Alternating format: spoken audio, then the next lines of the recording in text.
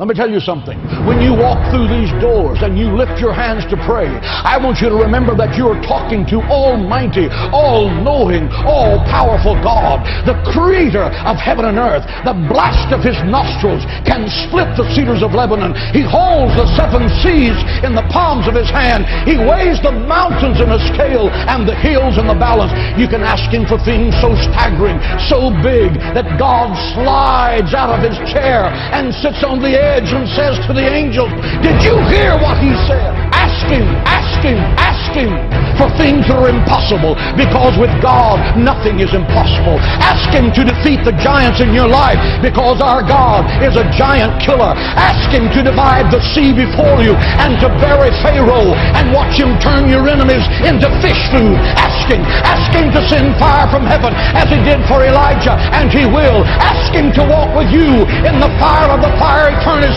and be the fourth man in the fire, and he will. He said you will walk through the fire and the fire will not burn you. You will walk through the water and the water will not drown you. Ask him. He's the God who cannot fail. He's waiting to show you great and mighty things. Ask him.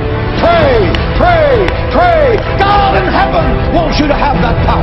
You are made in the image of God. God is not a statue. He speaks, he thinks, he talks, he feels our infirmities. He answers our prayer. He's alive. He's Jehovah Shammah, the God who is there. He's Jehovah Nissi, the Lord who is our banner. He's Jehovah Shalom, the God our peace. Pray, pray, pray.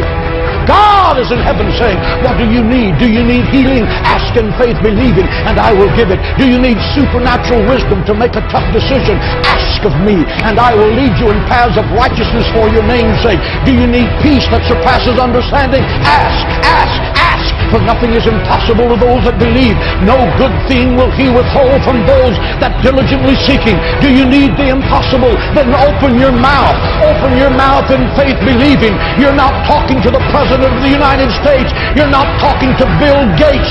Both of them together can't control their next breath. You're talking to the Creator of heaven and earth. He owns the cattle on 1,000 hills. He uses gold for asphalt on the streets of heaven. He moves mountains. He divides seas. He'll give you wells you didn't dig, vineyards you didn't plant, houses you didn't build. He will make you the head and not the tail, because nothing is impossible to you.